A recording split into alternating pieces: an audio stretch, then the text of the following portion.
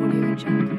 Audio Jungle. Audio.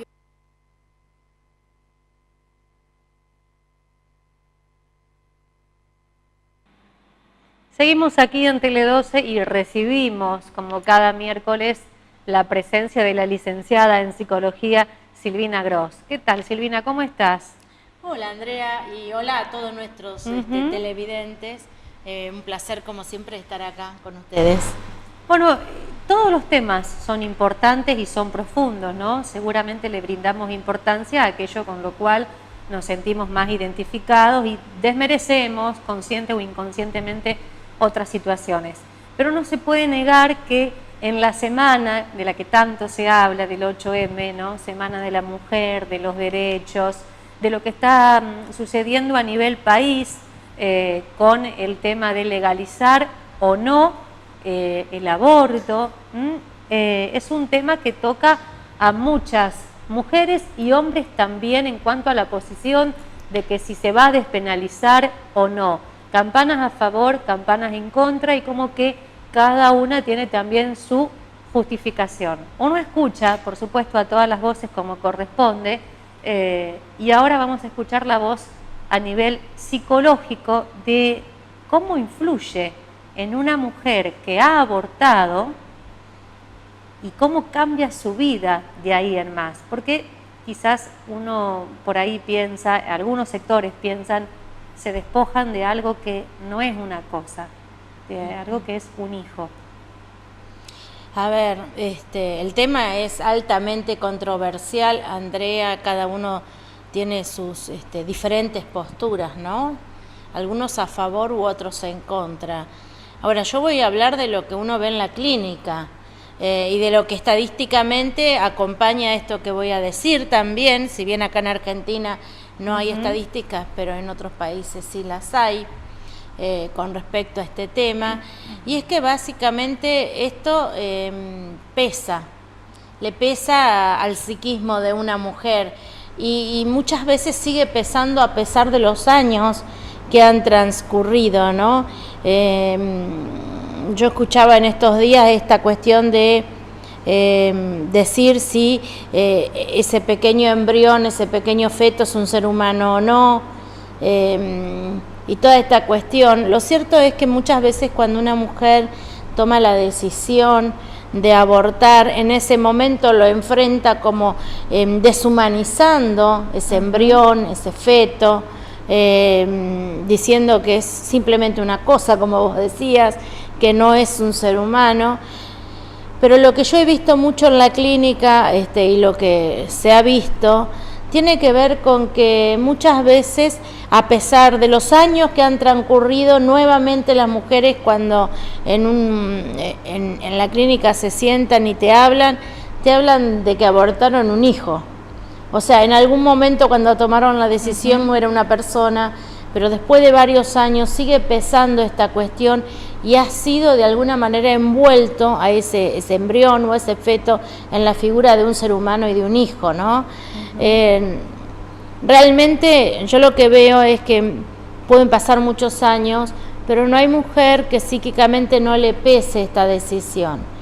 Muchas de ellas han podido elaborar esta cuestión y lo han podido quizás superar, pero sigue estando presente esa decisión, ¿no? ¿Hay arrepentimiento, Silvina?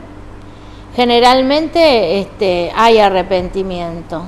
En muchos casos aún se puede observar esto de, y hoy tendría 20 años, y hoy tendría 30, y hoy tendría 15, y hoy yo tendría un hijo mayor, ¿no? Ahí están reconociendo que podría esa vida estar presente. Y de alguna manera, como yo te decía, envuelta en esta figura de hijo o de ser humano, ¿no?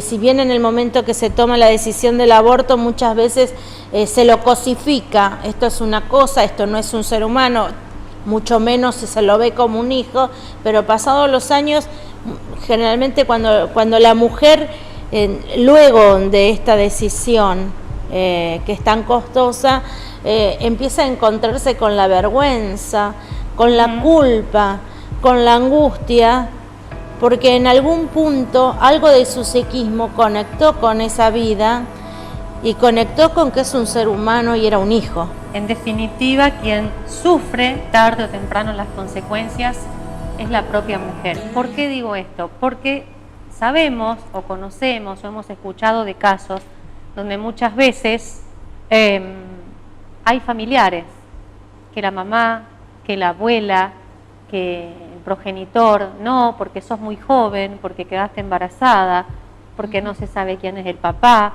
porque es una vergüenza para la familia, porque va a ser una carga, porque va a ser un problema. Y muchas veces pasa en jovencitas que quizás no toman conciencia en ese momento de lo que puede llegar a suceder, pero entre comillas como que las obligan, ¿no? Influencia. A ese aborto, pero por eso las personas que aconsejan o llevan y demás no son las que sufren, digamos, en carne propia ese dolor en el alma que se lleva toda la vida. No, generalmente es esa mujer que tomó la decisión. Yo la verdad que, a ver, con tristeza tengo que decir que yo no he visto una sola mujer que no haya hablado de un aborto y que no le pese esa decisión. Yo siempre digo que a veces hay decisiones, ¿no? Que uno toma en la vida, buenas o malas, más o menos, pero hay decisiones que a nosotros nos ligan al bienestar, al sentirnos bien, al placer, pero hay otras decisiones que nos ligan a la muerte, a la depresión, a la tristeza, a la angustia, al temor, a las fobias, ¿no? Y realmente esta decisión tiene mucho que ver con ligarnos a cuestiones que tienen que ver justamente con la muerte y que por eso mismo es inevitable o no se puede negar que cuando una mujer toma esta decisión, algo en ella comienza como a morir, algo en ella se seca, algo en ella pierde vida, ¿no? Como en tantas otras decisiones de la vida, ¿no? Después nos encontramos muchas veces con cuadros de duelo sin resolver, con depresiones, con fobias, ¿no? Porque inevitablemente toda decisión tiene consecuencias. Entonces, esto también genera en la mujer mucha vergüenza. Por eso la gente no anda diciendo por ahí ni que abortó, ni que se siente mal por esta decisión, ¿no?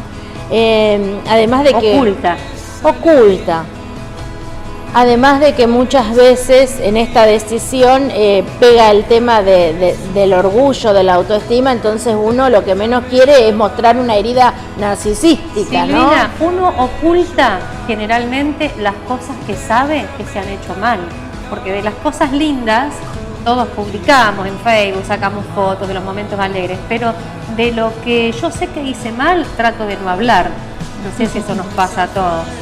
Más allá de que hoy o en este tiempo haya toda una corriente para despenalizar el aborto, en el imaginario esto está penalizado.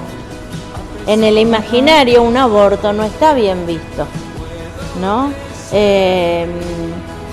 Dejemos de lado por ahí algunas consecuencias en donde hay problemas de salud o hay problemas de violación, que es como que se permite más o no se juzga tan negativamente, pero porque socialmente. En esos casos puntuales, seguramente vos reconocés también qué es lo que sucede a nivel psicológico con un embarazo no deseado o, como vos decís, como consecuencia de una violación. Eso es algo seguramente mucho más delicado que hay que analizar desde otra manera, ¿no? Sí, de todos modos, digamos, aún en aquellos casos en donde hubo violación y se decidió abortar, también sigue pesando esto, ¿no?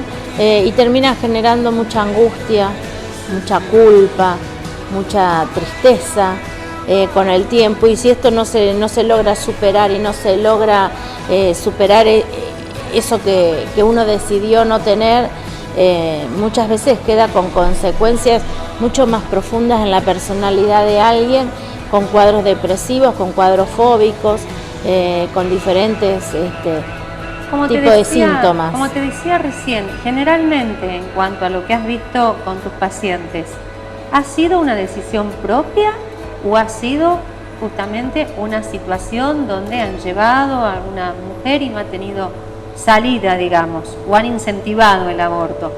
En la mayoría de los casos estoy hablando, ¿no? Sí, los consejos siempre están presentes y todos tenemos a nuestra mano consejeros que están inclinados para un lado o para el otro del tema. Me parece que es lo que uno decide escuchar. Y obviamente que cuanto más adolescente o cuanto más chico sea alguien o cuanto más angustiado esté por un tema, va a ser más sensible a las opiniones de la gente que nos rodean, ¿no? Entonces, consejeros todos tienen. Lo importante me parece que en este tema y en realidad en el fondo de la situación es un tema que no se habla mucho. O sea, cuando hay un embarazo y cuando hay en la decisión de un aborto o no se sabe qué hacer, no es un tema en donde libremente uno pide consejo. Claro. Generalmente los consejos vienen de las personas más cercanas o más íntimas y a veces ni siquiera de los propios padres en el caso de los adolescentes, ¿no? Analizando las épocas y las décadas, hay también un análisis, valga la redundancia, de si antes existían más casos de aborto que fueron tapados y que de a poco se van descubriendo, o en la actualidad puedan existir igual o mayor cantidad. Estoy hablando de las ideas, ¿no? Porque a mí me resuena muchísimo esto, que de la gente de antes, por ahí como decís, tapaba, pero decía, está la viejita, está doña que hace este trabajo, o sea, gente que clandestinamente se dedicaba y se dedica evidentemente siempre a ese hubo trabajo, por no decir asesinato. ¿Qué es? ¿Es un trabajo o es un asesinato? Yo creo que de acuerdo a la concepción que tenga cada uno en esto, ¿no? Pero además digo, este trabajo o estas personas que se han encargado de practicar los abortos siempre han existido, históricamente han existido, por lo cual si han existido, también siempre ha habido mujeres que han buscado esta solución, ¿no? Ahora bien, me parece que a veces es como que uno termina focalizándose en las consecuencias, pero no en las causas, ¿no? Uno quiere hacer uso del placer del sexo de la manera en que lo quiere hacer, con libertad, porque genera placer, pero pareciera que esta cuestión de practicar el sexo porque nos da placer está lamentablemente poco acompañado de la responsabilidad que eso significa, ¿no? O sea, como todo en la vida, si yo quiero tener el placer de gozar de algo, también tengo que estar a la altura de las circunstancias con respecto a las consecuencias que pueda haber. Entonces a veces me parece que terminamos corriendo la mirada y el foco a las consecuencias, cuando en realidad el problema es qué estamos haciendo, qué decisiones estamos tomando nosotros por nuestra vida, y que aparentemente pareciera que no estamos con la responsabilidad y la madurez para hacernos cargo de las consecuencias que puede haber, ¿no? Y no lo digo solo en el caso de la gestación de un feto, de un embrión, de un ser humano, o de una cosa, como quisieran decirlo, sino también en el caso muchas veces de todas las enfermedades que se transmiten por la vía sexual. Entonces, digo, creo que más allá de las consecuencias, tendríamos que evaluar qué administración estamos haciendo del placer, ¿no? Y pasarla bien sin responsabilidad total después. Bueno, en el caso de una gestación se la puede cortar ilegalmente hasta acá, pero se la puede cortar. Pero en el caso de una consecuencia a nivel salud, muchas veces se revierten y otras no se revierten. Entonces, me parece que también el tema es, a ver, si nosotros vamos a gozar de los placeres, y lo digo en referencia a la sexualidad, pero también en referencia a muchas otras cosas. Si un papá le regala un auto o le presta el auto a un hijo adolescente, ese hijo adolescente está a la altura de hacerse responsable de las consecuencias de disfrutar ese placer, de tener independencia y un auto a su disposición, ¿no? Así en diferentes áreas de la Así vida. en diferentes áreas de la vida. Entonces me parece que el tema es que a veces nosotros queremos borrar las consecuencias de nuestras decisiones y de nuestros actos, las queremos borrar. En el caso de una gestación es posible borrarlo físicamente. ¿El mensaje? Ahora, no es posible borrarlo psíquicamente. Claro. La marca queda. No está físicamente, no está en la apariencia para los demás o por el qué dirán, pero Tal es vez algo nadie que se haya lleva toda la enterado. vida. ¿Cuál sería la última reflexión breve, Silvina, para cerrar este espacio desde tu mirada de psicóloga? Mensaje para las chicas, para las mujeres que nos estén mirando. Creería que si en este caso están embarazadas, siempre hay posibilidades. La muerte no es la última posibilidad, siempre hay posibilidades, ¿no?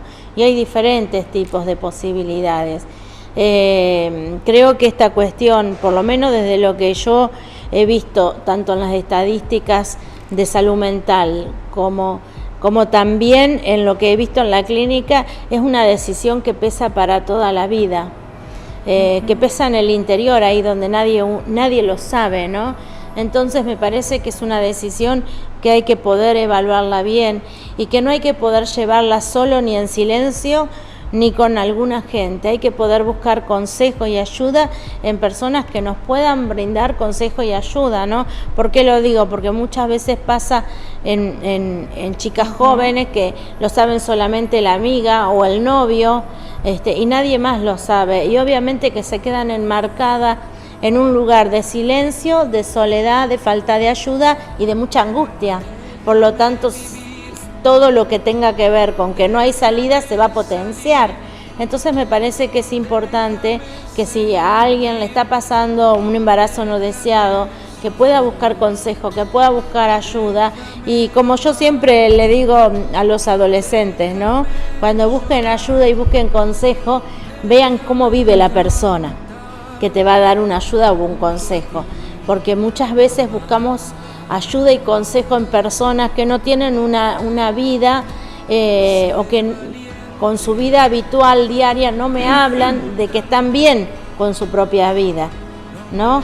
A veces buscamos ayuda y consejo en personas que están padeciendo consecuencias de sus malas propias decisiones y no son buenos consejeros, en general, no en todos los casos. Silvina, muchísimas gracias por este profundísimo tema. No soy muchas veces de brindar opiniones personales porque el respeto de esta mesa es para todas las posiciones, pero la verdad es que no puedo mantenerme al margen de este tema, ¿no? Y dar mi opinión personal. Me parece que decirle sí a la vida es sinónimo de valentía. Sé valiente, ese sería mi mensaje, no soy quien para hacerlo, pero sé valiente, porque amar a tu hijo y tenerlo por la consecuencia, por lo que haya sucedido, ¿no? Esa valentía de afrontar y de respetar esa vida. Y me parece que el aborto es un acto de cobardía. Bueno, Silvina. responsable, maduro, hacerse cargo. Lo dejamos ahí, pensando.